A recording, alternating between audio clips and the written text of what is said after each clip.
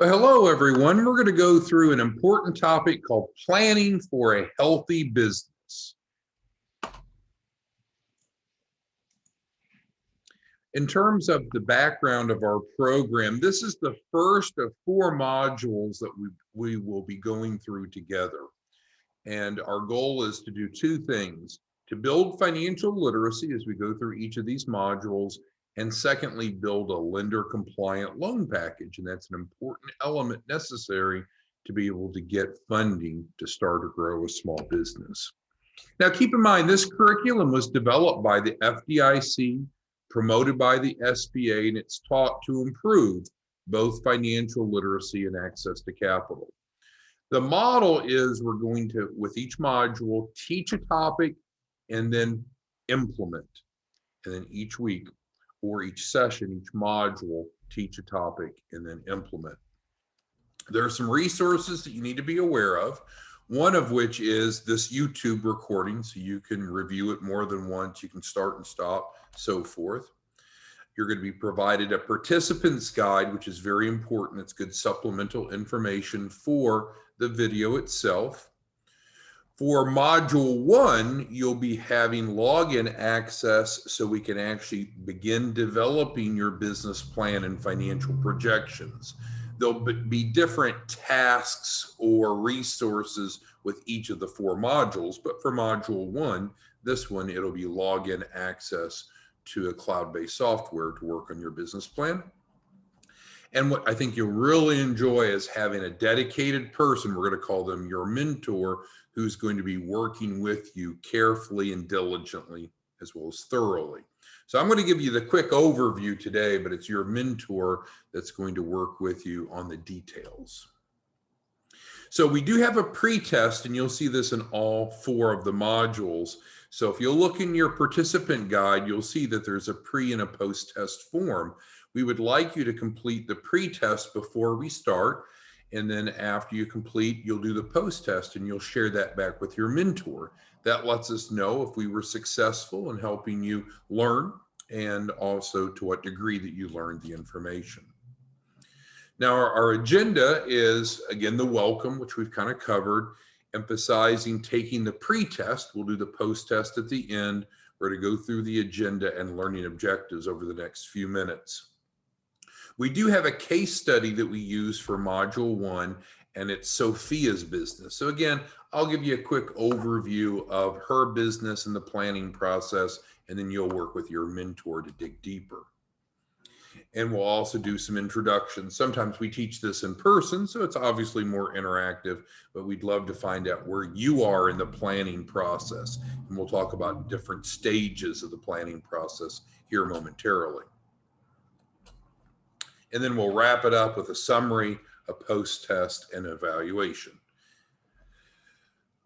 Again, the key here is to learn and then implement, so your mentor will be working with you on then actually working on your business plan and financial projections for your loan package. All right, so what are our learning objectives? We want to explain how an evolving planning process can help you make key decisions as business owners. Talk about how to convert a vague idea into a resource plan. Explain the importance of a healthy personal credit score and healthy relationships with lenders, and then describe how a business plan helps motivate stakeholders to understand and support your ideas. Because what you want to keep in mind in terms of business planning, you may have this vetted out or not quite so vetted out, but it's all in your head. And we need to be able to get it down on paper or electronic file to communicate to others, whether it be investors or lenders or others. And then we're also going to explain the benefits of having a day-to-day action plan for running a small business. So this is really valuable. I'm excited to visit with you, and let's go ahead and get started. So on page 4 of your participant guide, you're going to see information about Sophia. And again, I'm not going to actually walk you through this. That's what your mentor will do. But if you do have the participant guide, you review that, you can learn more about her circumstance, and to a certain degree, you can become a consultant, an advisor, a teacher, and think about where she's at and where she's going and then our mentor will be able to work with you in much the similar capacity. So when we talk about where you're at in your planning process, you'll see on page 5 of the participant guide, and there's really 3 categories. Have you completed that step or that attribute? Are you in process, or have you started? So questions like, I know where I am at starting this business, what benefit I want from the business, and what size of business I need to achieve that benefit. Secondly, I have a business idea that I've shared with lots of people, including potential customers. I know how much money I'm going to need to open my business, and I know how much money I'll need to keep operating. I like those 2 last bullets especially because I think those are 2 important ways to look at money for a business. If you're at a pre-launch stage, so you've not yet opened, what's it going to take just to be able to flip the light switch on and be open for business? And so that's the front end money that we need, or if we don't have that much, we just simply can't even start. And that'll vary considerably from business type to business circumstance to one another. And then secondly, okay, so we've got the light switch on, now we're open for business. How much additional capital do I anticipate needing over the next 6 months? So again, on page 5 of the participant guide, other questions such as, I have a written business plan that has been reviewed by experts, and we're going to play an important role in that. I know where to locate all the funding I need to open and operate my business for at least 6 months. I've opened my business and I'm running it. And so by going through that, it helps us understand where you're at in the process, and your mentor will review your participant guide with you. Now we're on page 6 of the participant guide, and we're looking at the 4-step planning model. And as a former college professor myself, I think it's important to understand the different phases of planning, because to just jump right to a full business plan can be a bit overwhelming. So we see step 1 here. This is the back of the napkin plan. I think Southwest Airlines is one example that we hear of that famously started with just an idea on the back of a napkin. But their step 1 back of the napkin plan is essentially just some initial research and planning. Am I the right fit to be an entrepreneur? Is it a go or a no-go? So it's not vetting through all that needs to be vetted through. It's just that up front. And for most of us that especially are entrepreneurially minded, there's lots of ideas, maybe even on a daily basis, that we see what may be an opportunity and we consider it. But we need to be able to vet through it at that high level. And then we move on to step 2. Okay, if I want to do this, what do I need to do, again, for my analogy, to flip the light switch on? What's it going to take in terms of time, in terms of money, in terms of equipment, supplies? What do I need to be able to get this started and operating? Because obviously we want to get a business up and going and generating revenue as soon as possible.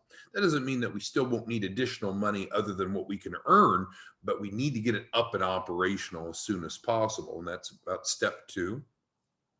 Step 3 is the business plan. So now we're developing the more thorough business plan. Who are our target customers, our target audience? Who are our competitors? What are our strategic advantages? What's our pricing? There's a lot more details. So you can see, if we haven't vetted through step 1 and 2, step 3 is really too much too soon.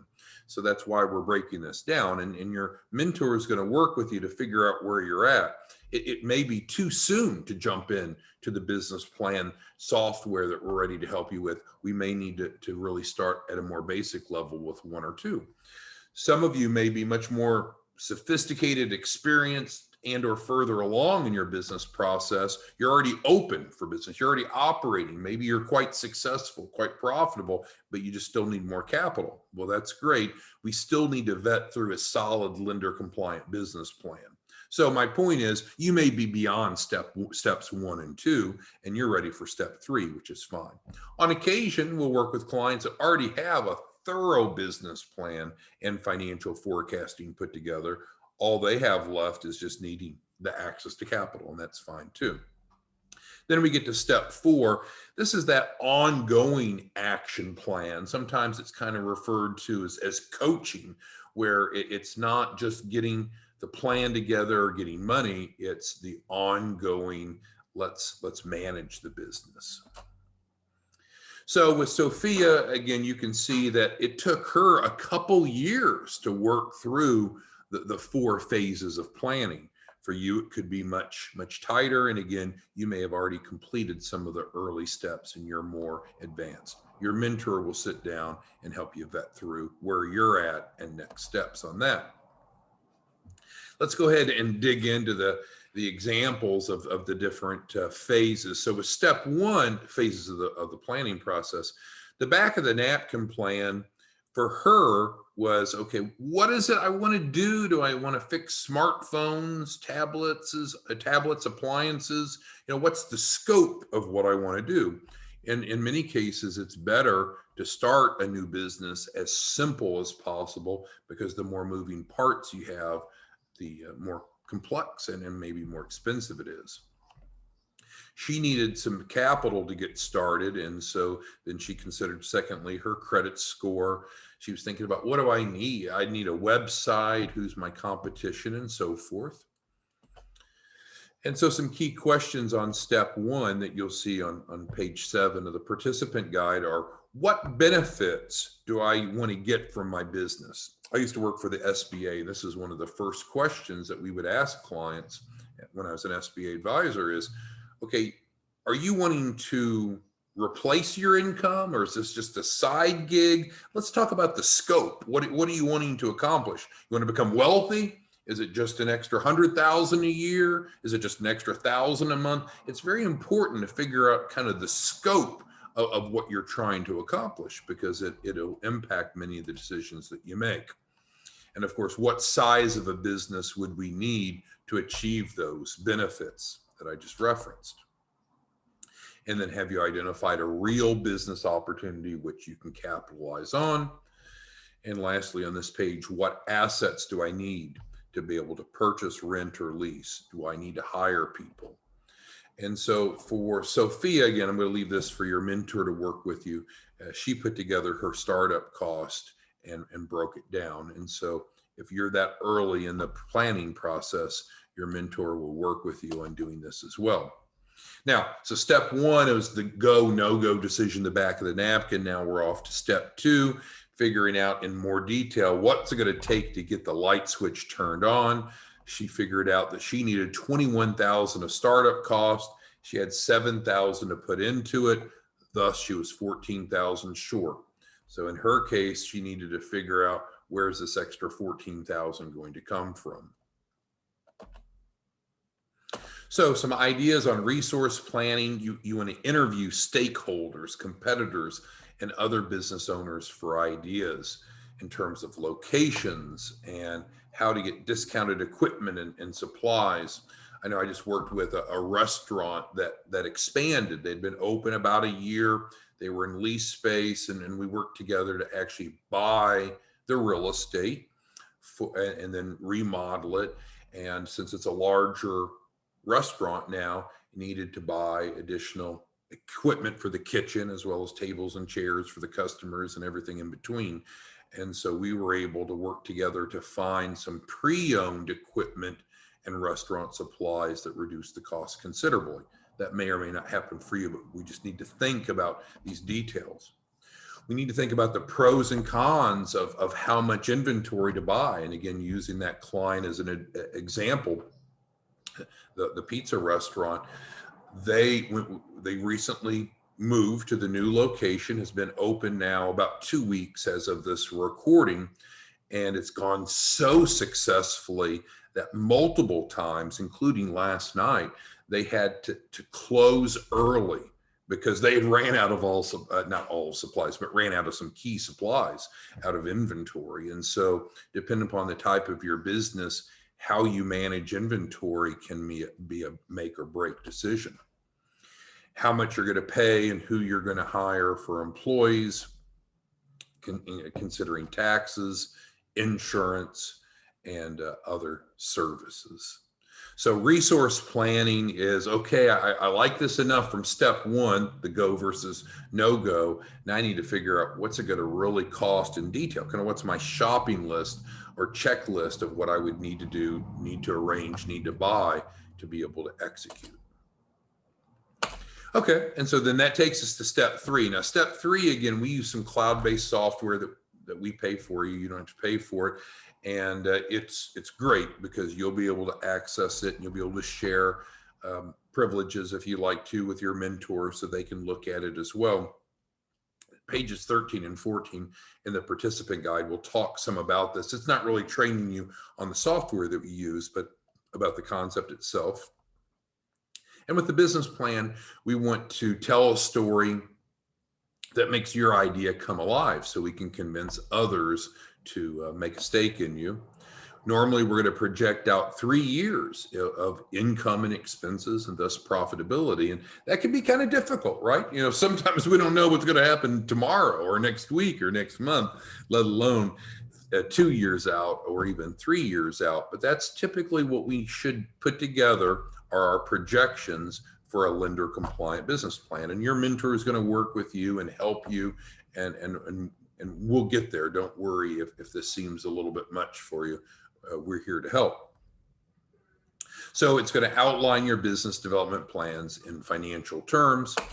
And I just can't reemphasize enough. We are here to help you with this. We're going to have a mentor that's going to work with you to help you create this lender compliant business plan and financial forecast. So worry not. Now, in Sophia's case, you can take a look at this, and I'm not going to spend much time on Sophia's business model. I think it's a good case study. Your mentor can walk you through this, but in the end, our primary focus is on helping you develop your business plan. Now, when it comes to money, most small businesses will need additional capital to start or grow. It's very rare that a business can reach its potential without additional capital. It's important to understand that the capital can come from many different places, and it could be debt, money that we borrow and we promise to pay back, or in fact, it could be non-debt based. It could be equity based or even earned income. So there's 3 categories, and really only 3 categories where money can come from to start or grow a business: debt, equity, earned income. But on page 15, you can learn a little bit more about angel investors and bootstrapping and crowdsourcing, using friends and family members, which I believe Sophia did, incubators and virtual incubators, local and state economic development organizations, peer-to-peer lending, small business loans, and venture capital. So again, you're going to go through these 4 modules, and we're going to build this lender compliant business plan. You'll have a financial advisor, myself or one of the others, assigned to you. All of us have prior banking, lending, and or SBA experience. And then we're going to work with you to put together your capital acquisition plan. We call it a CAP, C-A-P, for now that we understand all your mitigating circumstances. But until we gather enough data and refine enough about who you are and where you're going, we don't know what the right source or sources of capital would be. The point of this slide is just to let you know there's a lot of money out there. There are different requirements for each one. You don't have to meet all the requirements for all of them. We just simply need to find what's the right source for you. So in terms of being strategic, you know, the joke is if you don't know where you're going, you'll probably never get there. And so in terms of the 4th element of planning, what we want to do is continue to have ongoing plans rather than just the upfront business plan that's forward projecting. So we want to plan for the future, plan for change, and inevitably we're going to have some ups and downs. We're going to have some successes and failures. And so we'll commonly need to revise as we go along, learn from the past, both our successes and mistakes. We're going to try to minimize risk, but ultimately we need an action plan to be able to stay on track and stay strategic.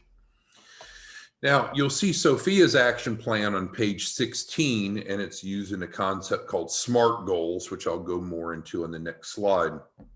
But she has some specific goals, corresponding tasks, some success criteria, time frame, and what resources are needed. So again, your mentor will work with you on all of this for your business. But let's dig into a little bit more about what SMART goals are. And again, as a college professor, I taught this and students really enjoyed it. College students really enjoyed it. So SMART stands for S is specific. We want to state goals that are precise. M stands for measurable, something that we can calculate, we can measure, we can determine if we met that goal or not.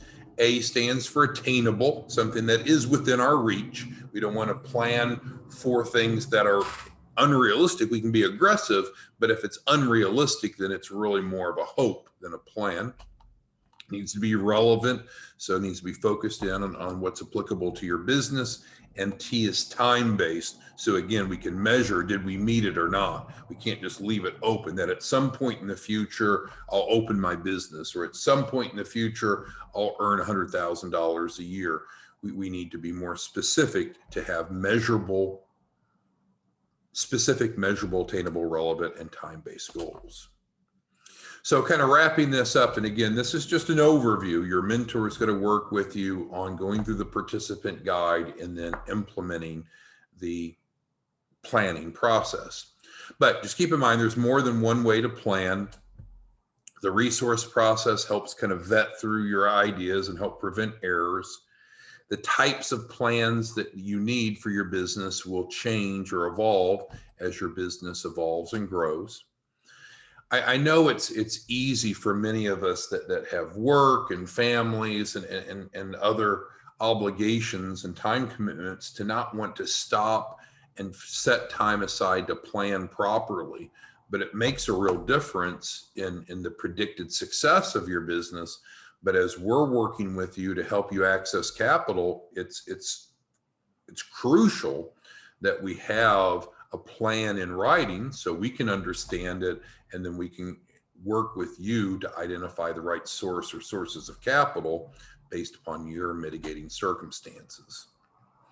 So there are many benefits of planning. You know where you're at and where you're going. It can help you save time and money, help avoid mistakes, allows you to think through and start asking some great questions, get your stakeholders in the process, make better decisions, and measure progress on tangible goals. Well, you might argue if these are, as well as focus on finances. So if these are benefits, what are some risks of not planning? Well, we could waste more time and more money than if we did plan. We can do too much, and that commonly happens. We're doing things that are not laser focused on our success, and that can cause us to miss other opportunities. We could burn out. We could confuse or alienate investors, and I would even expand that to not only investors, but also lenders. We need to be able to convey concisely who we are, what we do, how much capital we need, what we're going to use it for, and what we think is going to happen by them investing in us, whether it be loaning us money or what. So failing to do the math or to quantify success in practical business terms is a risk, and we mitigate or minimize that risk based upon going through this planning process, which your mentor will help you with. All right, so I mentioned earlier we had the pre-test, so hopefully you did that, and then you'll want to go ahead and do the post-test that helps compare what you've learned by going through the curriculum.